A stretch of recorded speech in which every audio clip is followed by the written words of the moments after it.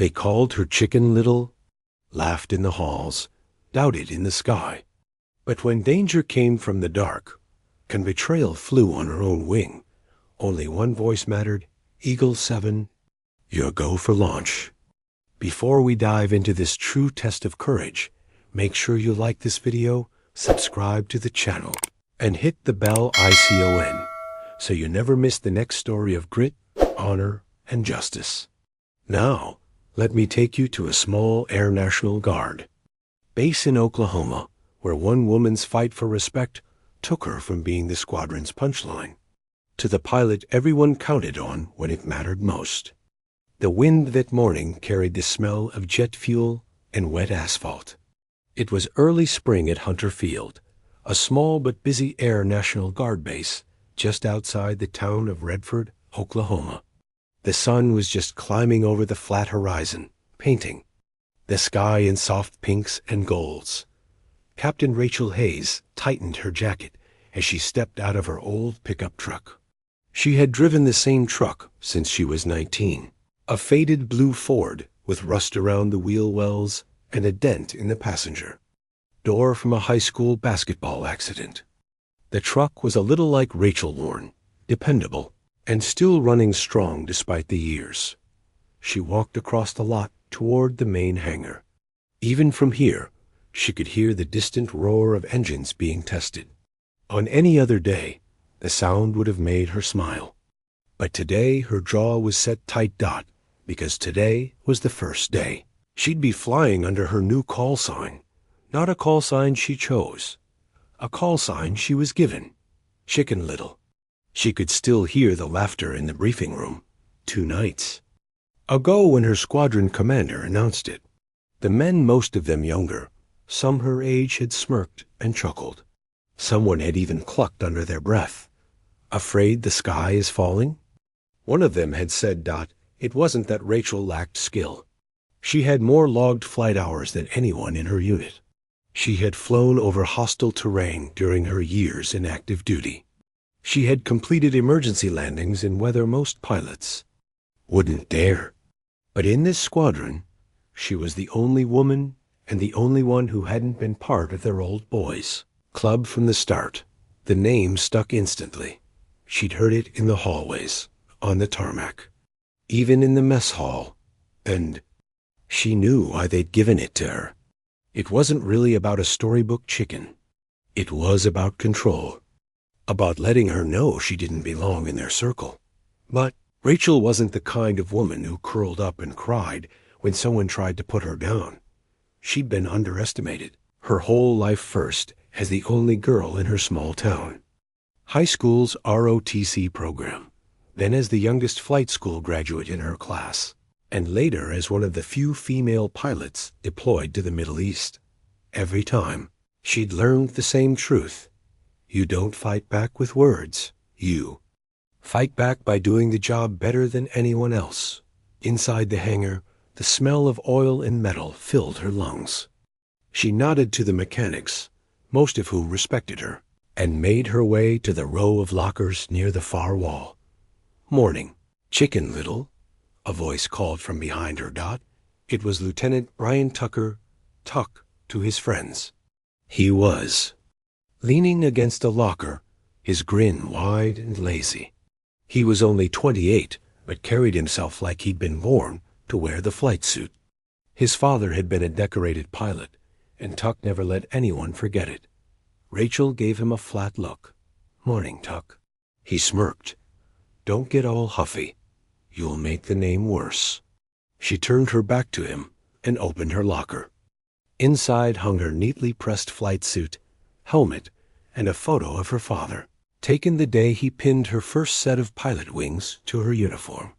Her father had been a mechanic, not a pilot, but he'd believed in her every step of the way. Rachel took a slow breath, letting his memory steady her. The morning briefing was short, just a routine set of drills scheduled over the nearby training range. Nothing dangerous, but challenging enough to test reflexes and precision. She sat quietly in the back as Major Collins, the squadron commander, spoke. He was a man who believed in tough love and had little patience for anything else. Rachel had learned early on that Collins wasn't her enemy, but he wasn't about to go out of his way to make her life easier. When he read down the roster, her stomach tightened slightly. Eagle flight, he said. Eagle-1 through Eagle-6 usual. Formation. Eagle-7, Chicken Little. A few snickers rippled through the room. Rachel didn't move. She kept her face calm, her eyes on the mission map. On the tarmac, the cold wind whipped at her as she climbed the ladder into her jet. The metal was cool under her gloves, and the familiar cockpit smell of worn leather and electronics wrapped around her. Here, no one could touch her. No one could mock her. Up here, the only thing that mattered was skill. Her canopy closed with a heavy click. She adjusted her headset and went through her pre-flight checklist. The radio crackled to life. All Eagles, this is Tower. You are cleared to taxi. One by one, the jets rolled out. Rachel followed at the rear, her eyes scanning the sky. The drills began smoothly. Tight turns, low passes, simulated evasive maneuvers. She hit every mark within a hair of perfection. Half an hour into the exercise, Collins's voice cut through the comms. Eagle-4, mechanical warning, light return to base. The formation shifted. Rachel adjusted her position automatically, sliding into the new gap. That's when the call came. Eagle flight. Be advised, civilian aircraft in restricted airspace, bearing northeast, low altitude. It was unusual, but not unheard of. Usually these were small planes whose pilots got lost. The protocol was simple. Intercept, identify, and guide them out safely. But within seconds, the situation changed. Tower to Eagle flight, civilian aircraft is unresponsive. Possible medical emergency. Rachel's pulse quickened. Collins's voice came again. Eagle-7, you're closest. Take lead.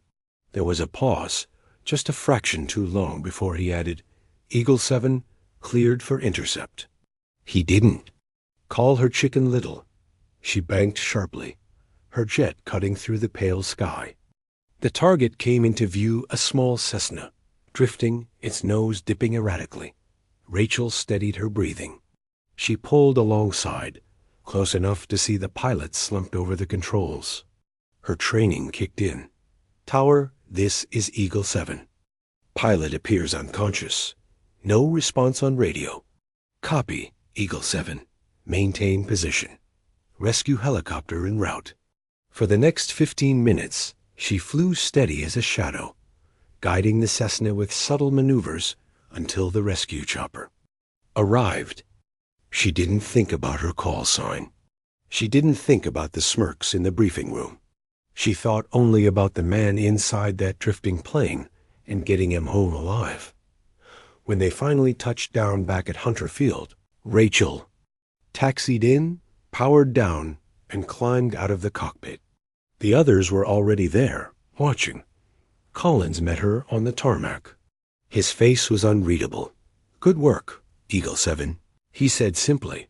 Not Chicken Little. Eagle-7. And for the first time since she'd joined this squadron, the laughter stopped. Rachel didn't linger on the tarmac after the debriefing. She hung her helmet back in her locker, peeled off her gloves, and grabbed her duffel. She didn't even have to look over her shoulder to know eyes were following her. The base had a certain rhythm after a mission. Mechanics inspected the jets.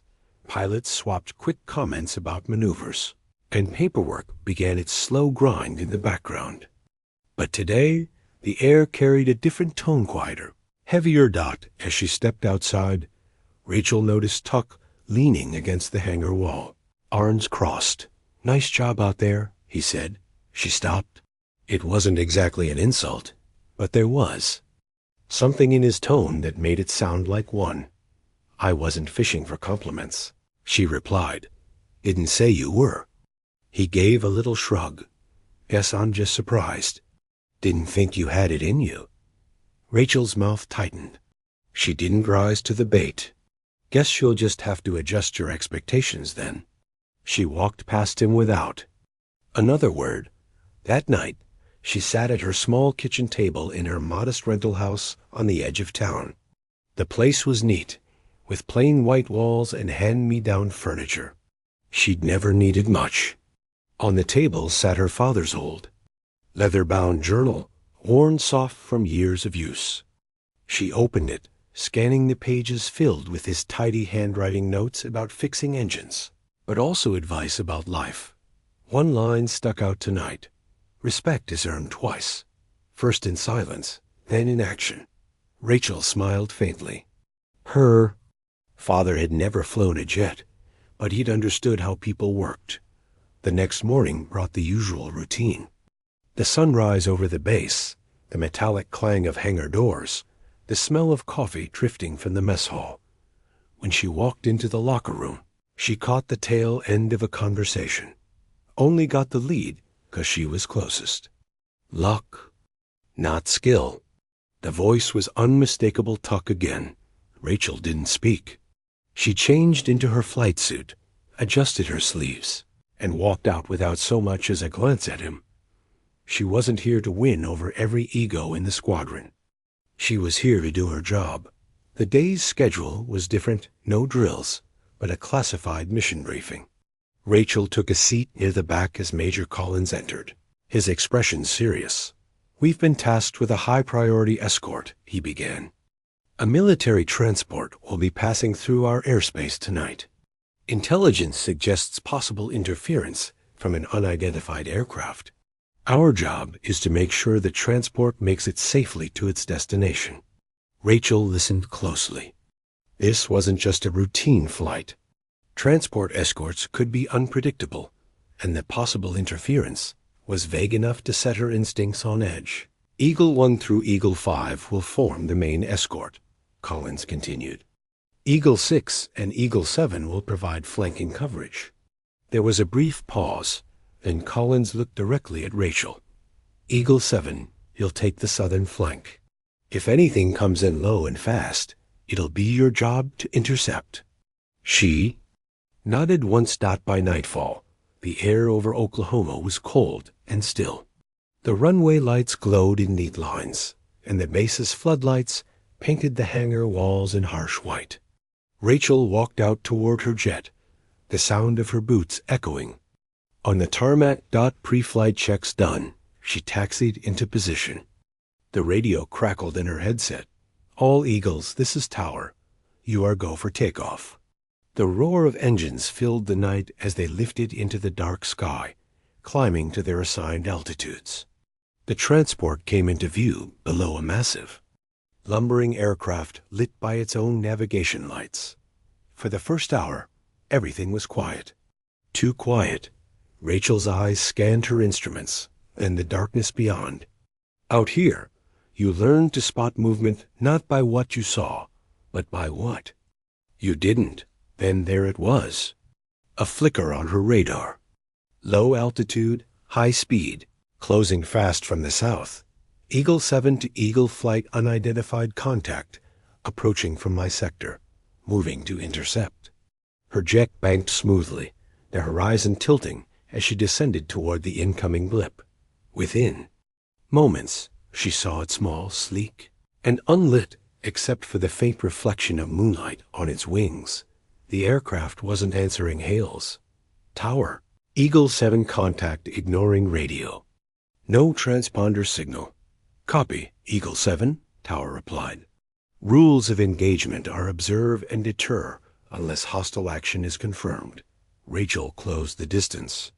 At this range, she could see markings faded, foreign, and unfamiliar. She positioned herself between the intruder and the transport, making her presence obvious. The other aircraft hesitated, then banked sharply away, vanishing into the dark. Rachel stayed on its tail until her radar showed it had left their airspace entirely. When they landed back at Hunter Field just after midnight, Collins was waiting. "Good work, Eagle-7," he said. "You kept them away without escalation. That's exactly how it's done." This time, even Tuck didn't have a remark. Rachel didn't smile. But inside, something shifted. The nickname they'd given her still lingered in the halls, but now it carried less sting. And in the back of her mind, she knew something else. This wasn't over. Whoever had sent that unmarked plane into their airspace wasn't done, and when they came back, she'd be ready. The following morning, Rachel woke before her alarm. The night's mission played back in her mind like a reel of filmed dark sky.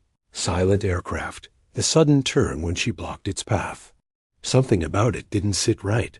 She brewed her coffee strong and black, then sat at her small kitchen table, staring out the window at the quiet neighborhood street. It was the kind of town where folks waved to each other from their driveways, where the grocery store clerk knew your name. But life on base didn't always match the easy warmth of Redford.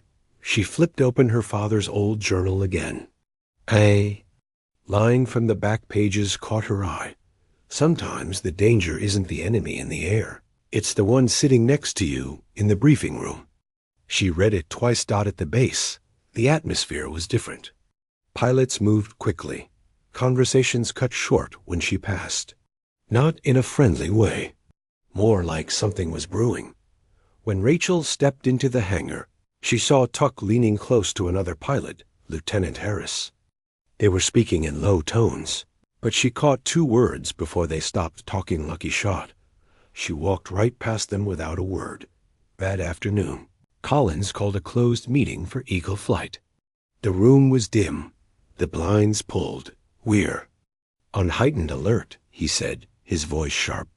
Command confirmed that last night's contact was an unmarked military-grade aircraft. "We don't know whose. They're testing our response times." Rachel studied the map on the wall.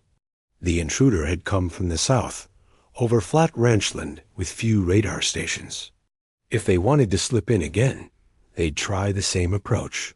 Eagle-7. Collins said, "Your point for southern patrols until further notice." That brought a flicker of reaction from Tuck, just enough for Rachel to notice. His jaw tightened.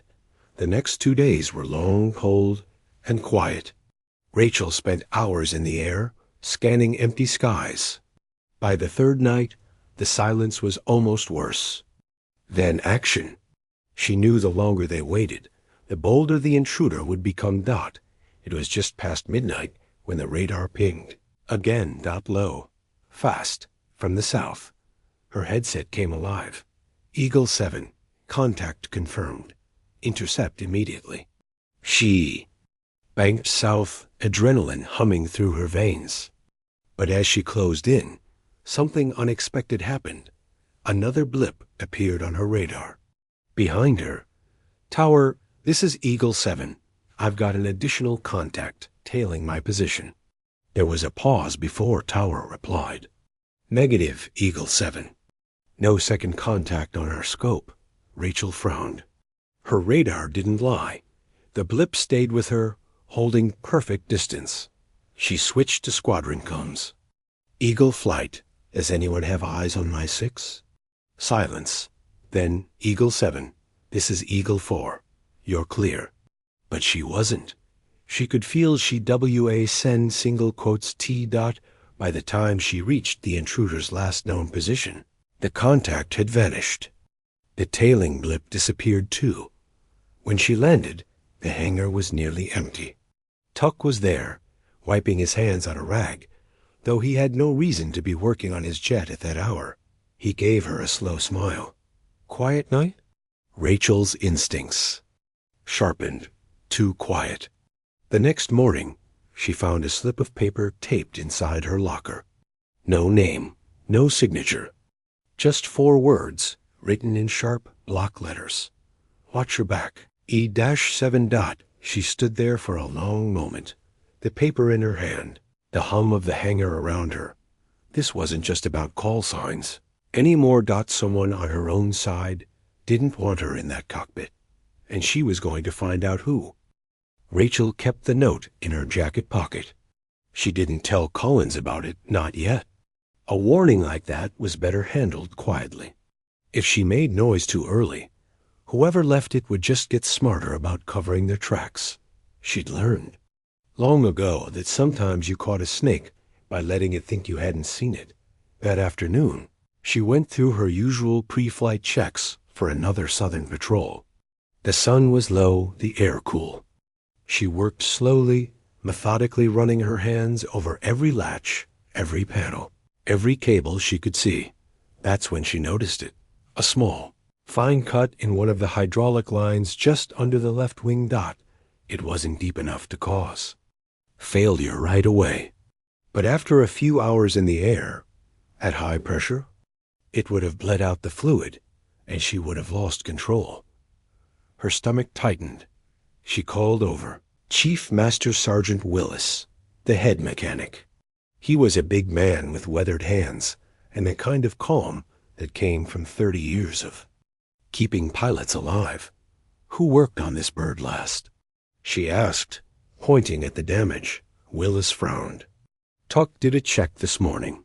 Side Collins wanted all jets double verified after last week's scramble. Rachel didn't say anything.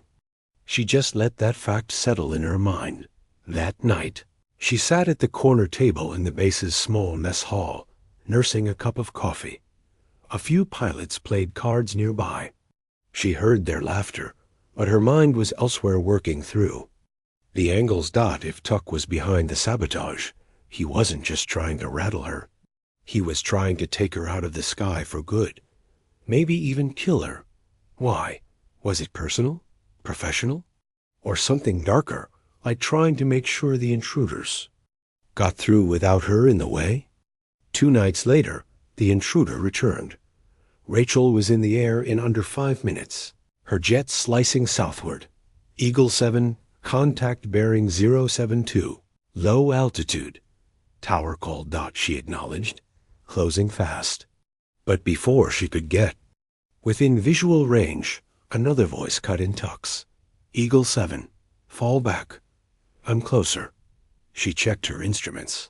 He wasn't closer. He was 30 miles out, north of the transport route. I've got it in sight. Tower, Rachel said firmly. Her jet crested a thin line of clouds, and there it was, the same unmarked plane. This time it didn't break away. It held its course, aiming straight toward restricted airspace. Rachel slid into intercept position, her voice calm on the radio. Unmarked aircraft, this is United States Air National Guard Eagle-7. Alter your course immediately. No reply. Then suddenly, her threat warning system blared. The intruder had locked onto her electronically. Not firing, just letting her know it could. She held her course. Tower, Eagle-7 target has radar lock. Request instructions. The pause was longer than she liked. Then Collins's voice. Maintain intercept. Do not engage unless fired upon. Her hands stayed steady on the controls.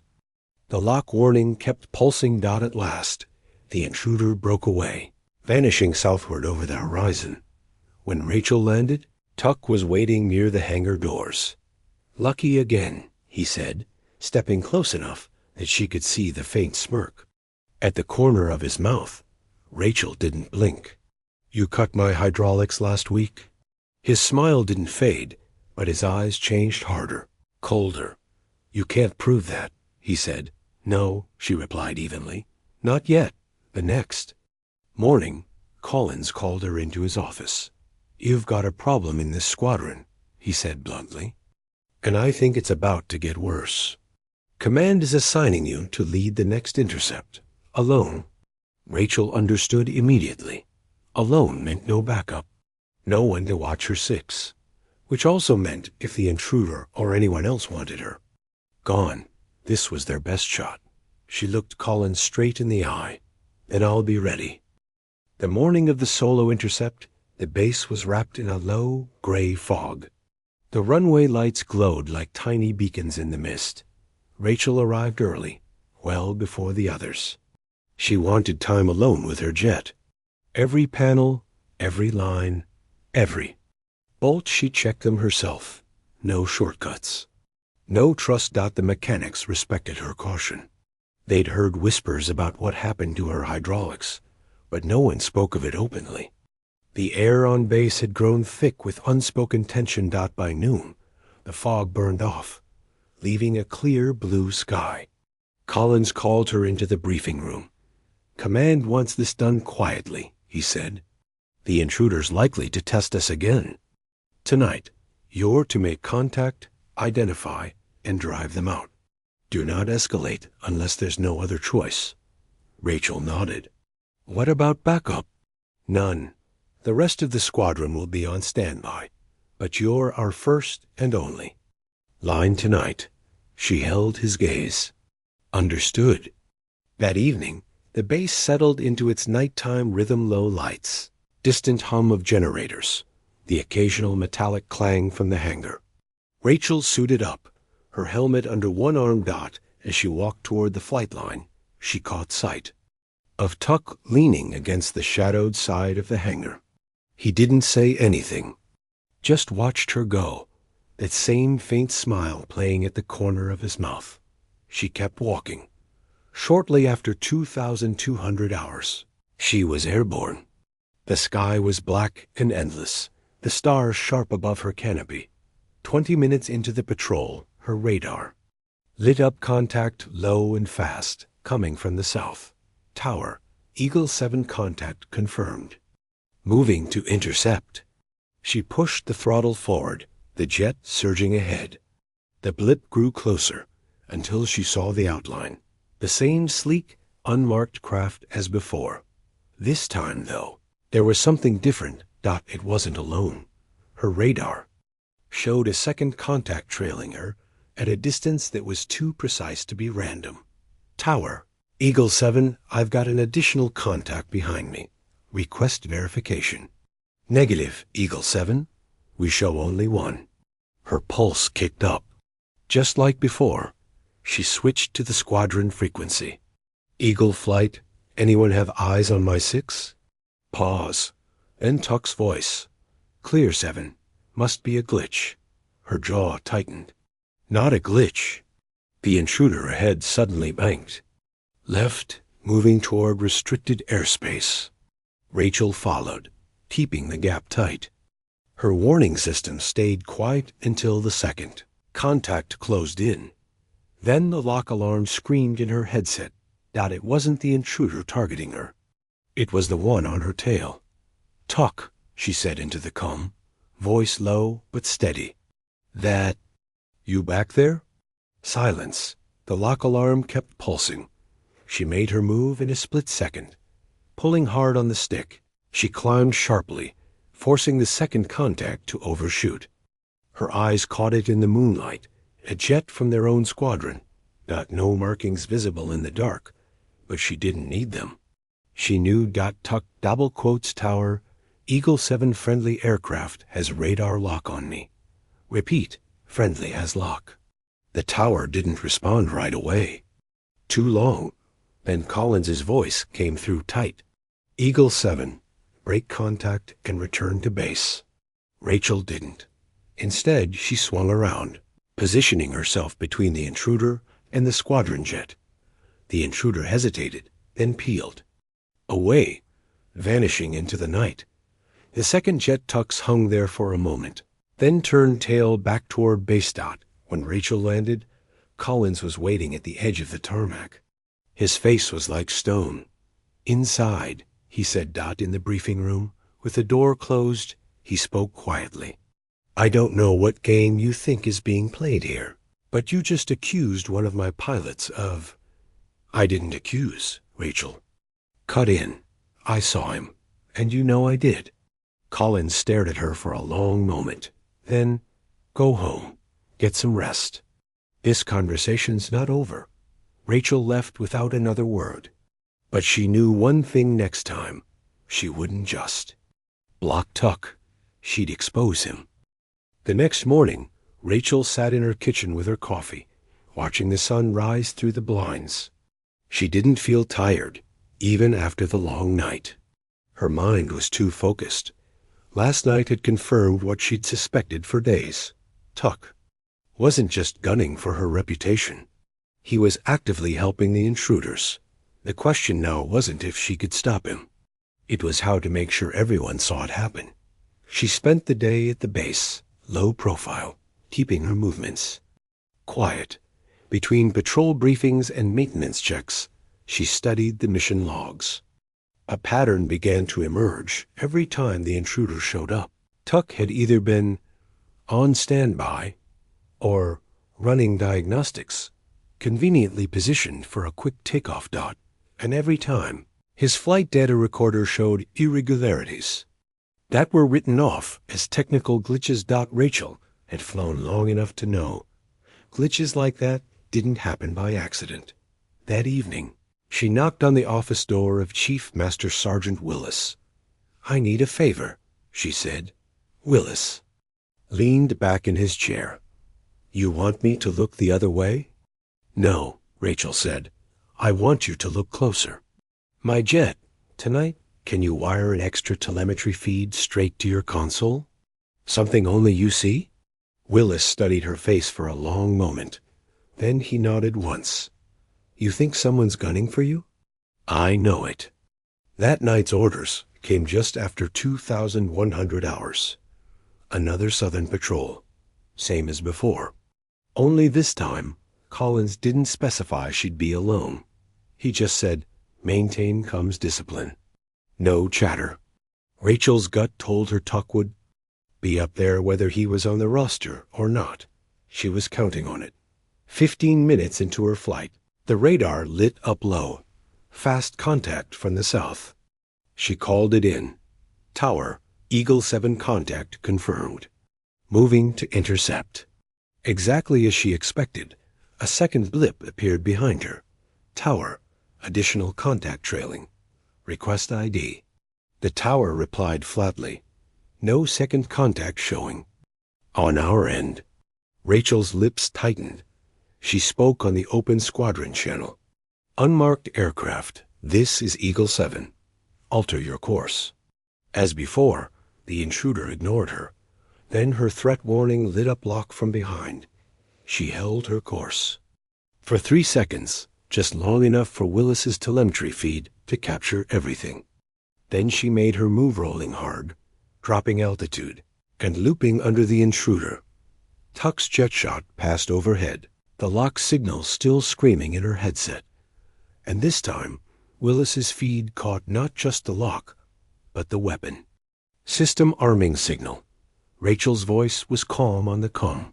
"Tower, friendly aircraft has armed systems against me. Sending telemetry now." There was silence on the radio for a long moment. Then Collins's voice, clipped and sharp. "All Eagles, disengage and return to base immediately. Eagle-3, escort Eagle-2 back to hangar under command order." Tuck didn't reply, but his jet turned toward base, Eagle-3 tight on his wing. When Rachel landed, the tarmac was busy security police, mechanics, and senior officers moving quickly. Tuck's jet was parked off to the side, 2 security men already at his ladder. Collins approached her, his face unreadable. Willis sent the telemetry to command. There's no talking his way out of this. Rachel just nodded. Collins looked at her for a moment longer. "You kept your head when someone wanted you gone. That's not luck, that's skill." He turned toward the control tower, then spoke over his shoulder. "Get ready, Eagle-7. You've got the next intercept." Minutes later, as she strapped into her jet for a final patrol sweep, the radio crackled with a sound she'd never forget. "Eagle-7, the tower said, their tone clear and steady. "Your go for launch. No mocking nickname. No hesitation." She pushed the throttle forward, feeling the jet surge beneath her. The runway lights blurred past, and she lifted into the night sky, not as the joke they'd once tried to make her, but as the pilot who'd earned her place beyond any doubt. Up here, it was just her and the open sky. And this time, she knew everyone on the ground was watching with respect.